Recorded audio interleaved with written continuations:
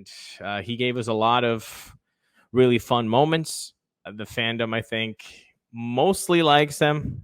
I know there will always be naysayers because of his lack of offensive production, but really, you look at. You are Locked On Rays, your daily Tampa Bay Rays podcast. Part of the Locked On Podcast Network, your team every day. Welcome into another episode of the Locked On Rays podcast. My name is Ulises Sambrano, and on behalf of Kevin Weiss, we are the hosts of the Locked On Rays podcast, part of the Locked On Podcast Network. Thank you for making us your first listen every day. Please make sure to like this video on YouTube if you're right there.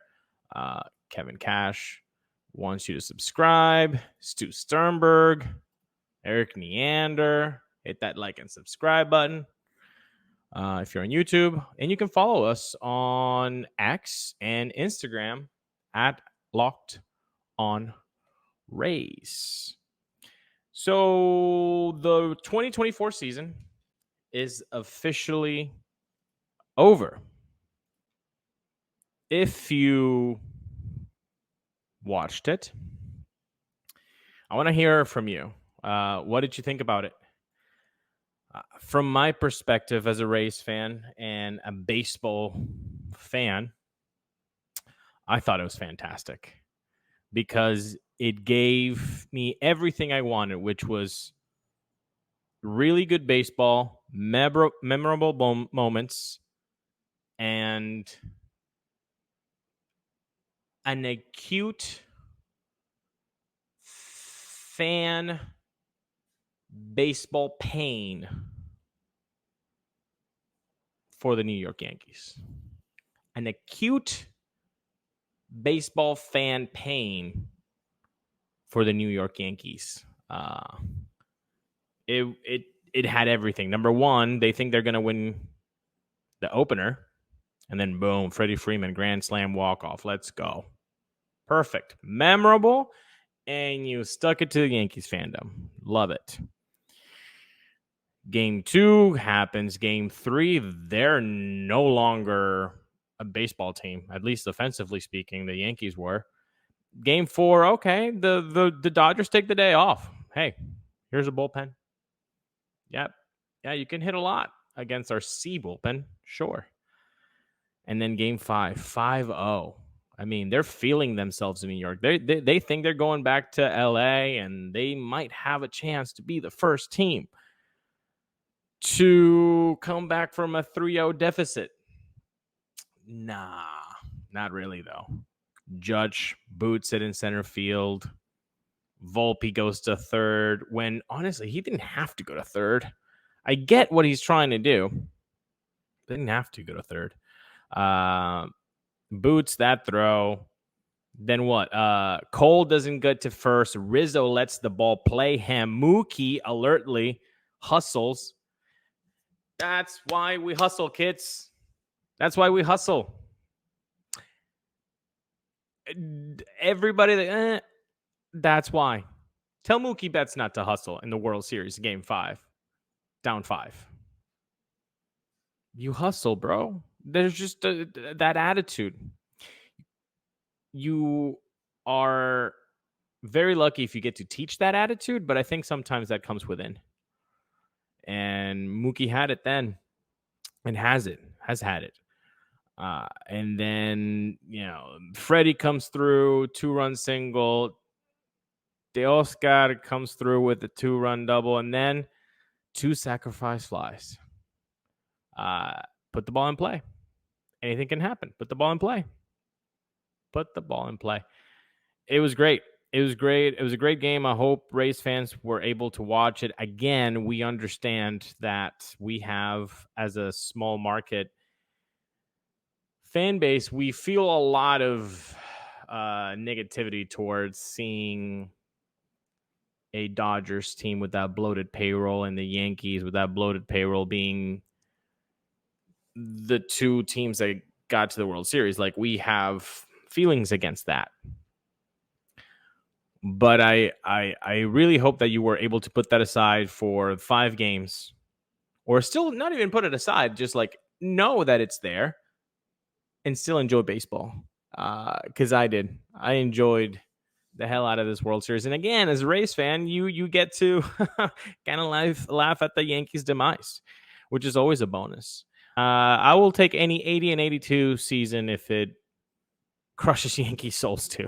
I mean, let's be petty about it and be at least self-aware about it. So I just wanted to share that. And in happy news and not petty news, a few X-rays are going to get rings, which is pretty cool. Have this tweet by Mark Topkin, who says, "Congrats to former Rays Banda, Fire Ison, Glasnow, Honeywell, Kiermaier, Phillips, Evan, not Brett, Rosario, Yarbrough, who will all get rings as Dodgers win the World Series, plus Dodgers front office led by former Rays executive Andrew Friedman and reliever Brendan Gomes."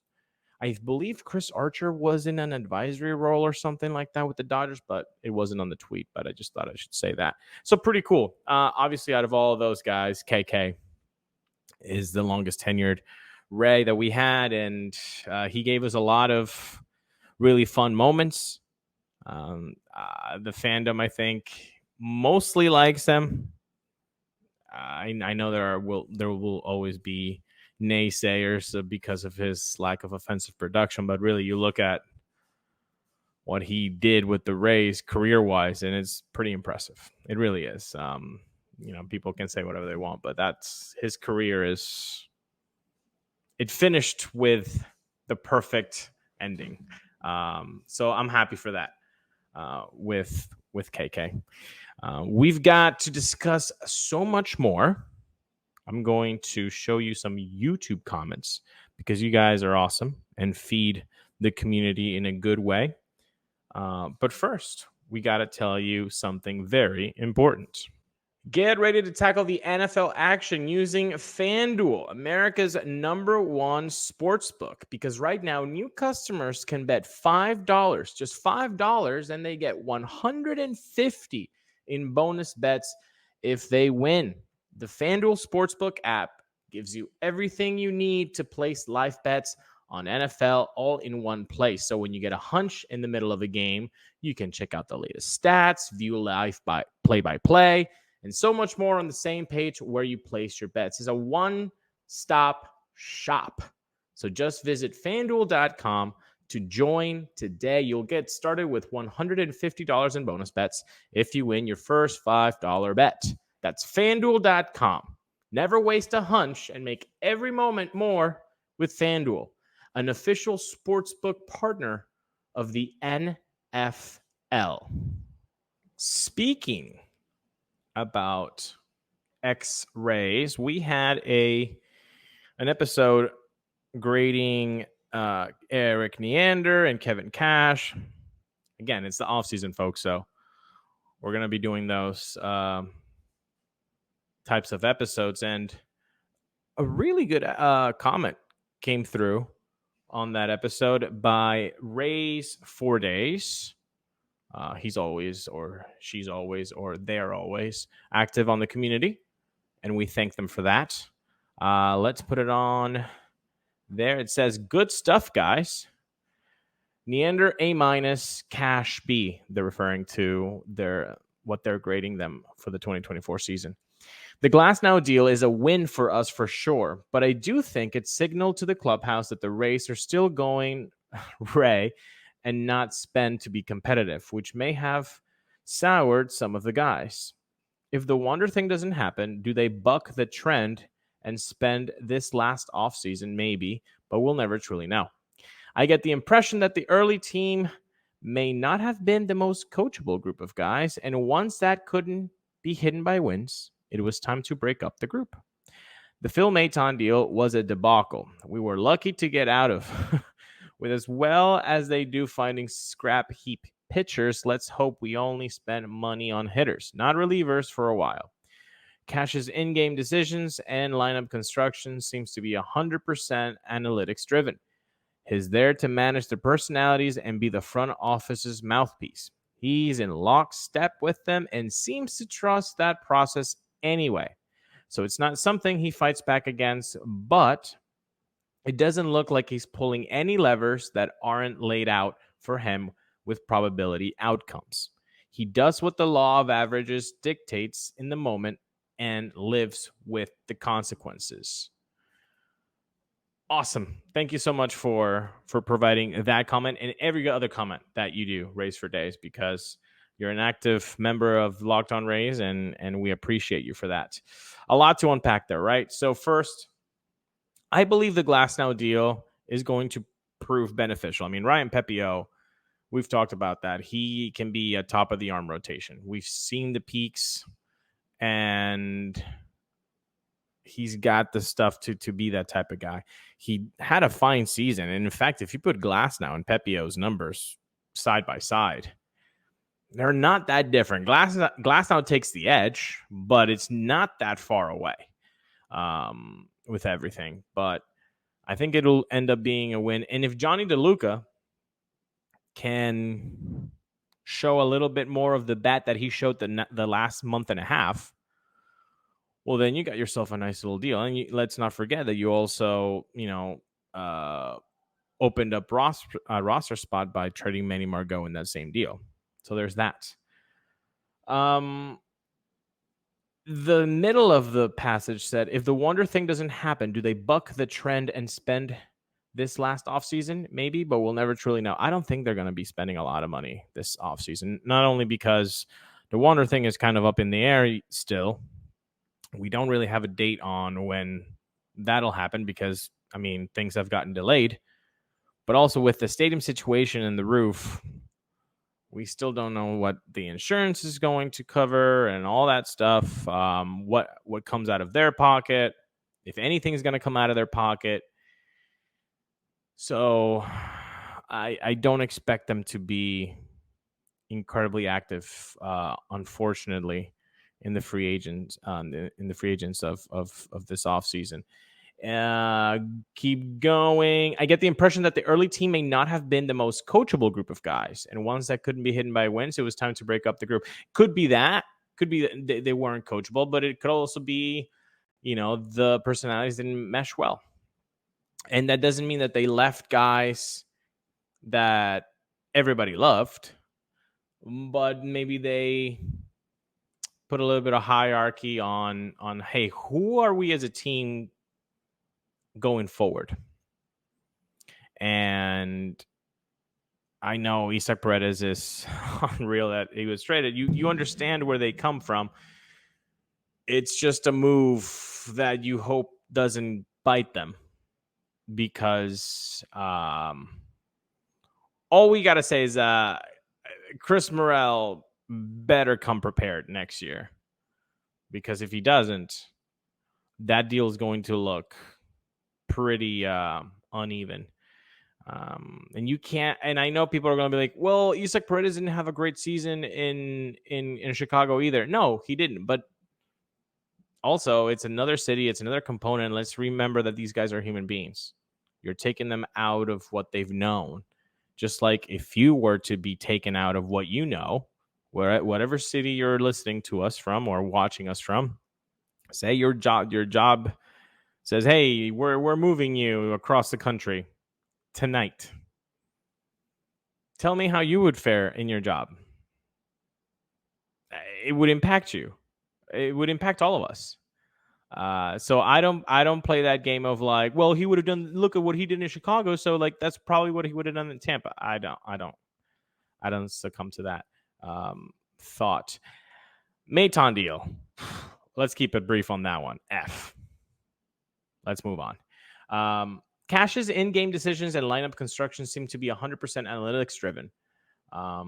They go over the law of averages, and he's there to manage the personalities. Yeah, I don't have too much to disagree with that. I think it's been laid out that front offices, not only the Rays, but most front offices now, they need their manager to be understanding that it's more hands-on from the front office now that it was when most of us started watching baseball. If that was the 90s, 80s, 70s, 60s, 50s, 40s, wherever you started watching baseball, like the front offices are way more into the in-game and decisions that they ever were. I 100% think that they have lanes, that they have situations. They know that, hey, if it's the seventh inning or we're down by 2, 3 or whatever, and this section of the lineup comes up, these are the guys that we're going to be using. Oh, out of those 3 guys, one told me today that he's kind of has the runs. It's not really available. Then we go to the other guy. Like maybe that's the most I see, the today, how are you feeling kind of thing. That's the most I think that a manager or Kevin Cash in this example would have the flexibility to kind of pick from options, but the options were laid out.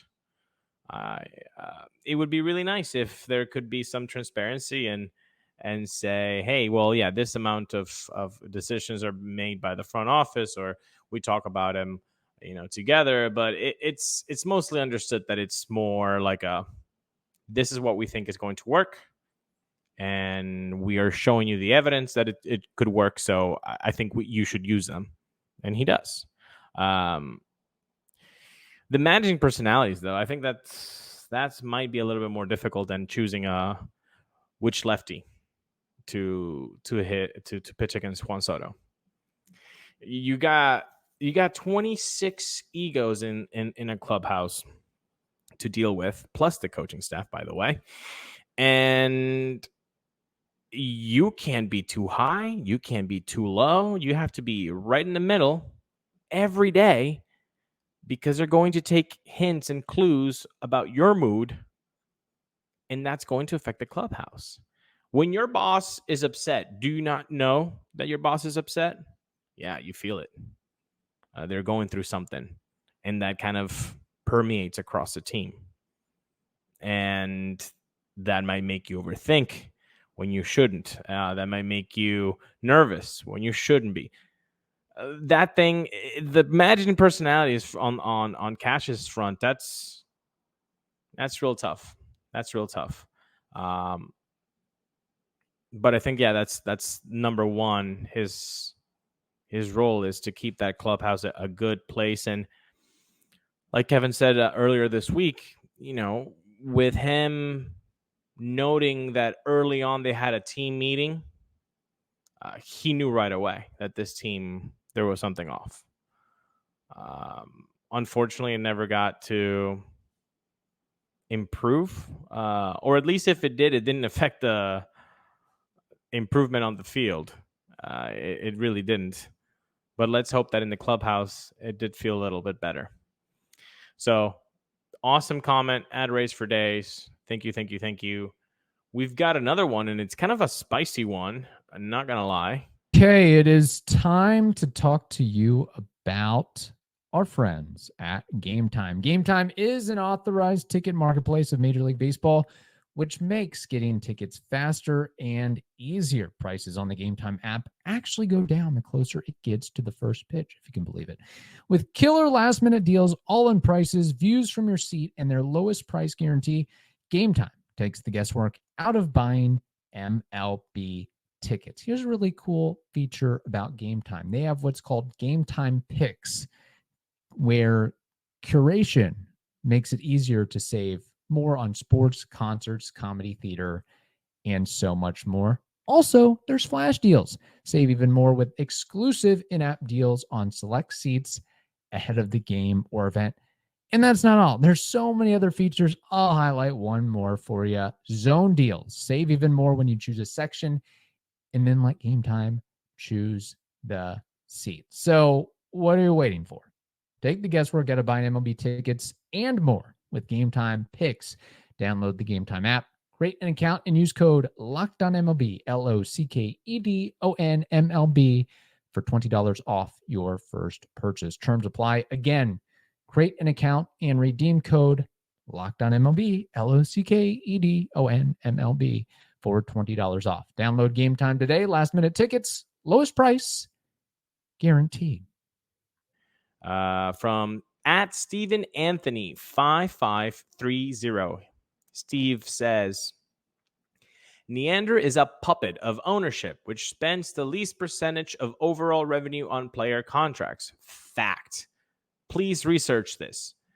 Cash might as well be a robot making decisions based on some preconceived algorithm with no feel for individual game dynamics.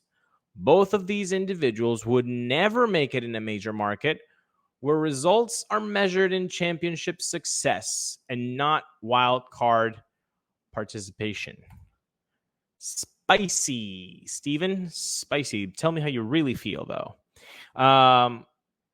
Thank you for being part of our Locked On Race community. Thank you for giving us your opinion.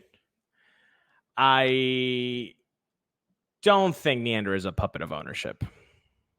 I think he understands, just like you would, that if the owner says, hey, this is what we're going to be spending, this is our budget, like that's just following the rules. Like, then everybody would be a puppet, right? Of whoever is their boss. Just because you have a boss doesn't mean that you're a puppet. I disagree with that. Now, Cash might as well be a robot making decisions based on some preconceived algorithm with no feel for individual game dynamics. I think Cash, more often than not, is going to stick to what the plan is, what they have talked about the front office. Like I just said earlier, they've got lanes. Hey, when this part of the lineup comes in, these are the two guys that we want for them to face, or this is the guy that we want them to face. And then when it happens, boom, that's the script. And it doesn't matter if Ryan Pepio is throwing seeds out there and it's the beginning of the 6th inning and he's thrown 74 pitches. More often than not, yeah, I think that Cash goes with, well, this was the plan and we're going to stick by it. I don't care with what I'm seeing on the field. It definitely feels that way as a fan, that's the way that those situations go most of the time. It's unnerving a little bit. It's frustrating as a fan to see that. I think for a section of fans, another section of fans is completely okay with that. And think, hey, they've got their reasons. They know more than what we can see, and that's completely fine. I like most things in life, the truth lies in the middle. I think, yes, they've got evidence, and yes, they have more evidence than we do, and they know way more than we do. But also, it's not just, you're not playing baseball cards. You're not doing an Excel spreadsheet. You're not, they're not looking at a database. Like that day, that guy could be feeling something special. I'm not going to talk about Blake Snell in this episode. Don't worry about it. But I'll make another example. Dan Johnson, the great pumpkin. I think we all would love it if he had at least a bust or a section or something, a recognition in the new stadium. Dan Johnson had a horrible 2011 season. Got sent down after making the team, gets a call up late in the season, and is the guy that Joe Madden goes to with the season on the line. 2 strikes, 1 run down, and the man goes for a home run, right, hugging that right field pole. That wasn't analytics. Not at all. In fact, in interviews done after the fact, players were like, "You're bringing in Dan Johnson? Dan, really? Like, they were surprised that it was Dan who had the call. But that's why I think we all watch baseball. At least a very big portion of baseball fans watch baseball. They love baseball because anything can happen. Any team can beat any team up on any given day. You can be 5-5 like Jose Altuve or 6-8 like Aaron Judge, and you can play the same game and win MVPs. It's the greatest game. I think sometimes the Rays are not as organic as us fans would like. The feel for the game, they don't put that in the balance as much as we've studied this. This is the plan, and that's just what it is. That's just how they operate. And have they not been successful? Yeah, they have. They have been very successful since 2008. 2 World Series appearances, 5 straight playoff berths since 2019. A lot of markets would love to have season after season like the Rays do competitively, especially when you put them in the AL East with 2 markets that are, if not the 2 biggest markets in baseball, then the 2 biggest markets in the American League. And they've been successful. So does their way work? Yes. Can it be frustrating as a fan to watch it? Yeah. And that's not a sin to admit it. It is. Just like sometimes their pioneering is awesome and it works. Bullpenning and openers and all that. It's entertaining stuff, but aesthetically pleasing, or what got you into baseball, I would rather see James Shields throw 8 than see 5 guys with different arm angles. And that's fun. Again, that's fun. But we can have our opinion on what kind of baseball we like to watch. I like 2 guys going head to head and saying, I'm gonna be better than you. I'm gonna throw 7. Oh, you're gonna throw 7. I'm gonna throw 8. That's just aesthetically pleasing for a section of fans. So yeah, thank you, Steve, for your comment, your spicy comment. Let us know. What did you think about the 2024 World Series? Did you enjoy it? Did you say, deuces, I'm not watching this crap? Did you have a favorite moment? Are you happy about KK and Honeywell and company getting rings? I am. What a way to finish that career for KK. Good for him. So that's all that we have for today's episode. Thank you for making Locked On Rays your first listen every day, especially today. For your second, find Locked On MLB. I'm sure he'll talk all about the Fall Classic with I'm talking about Sully, who has covered every single day for Locked On MLB. It's on YouTube or wherever you listen to podcasts. We hope you stay safe, you enjoyed it, and we will talk to you on Monday.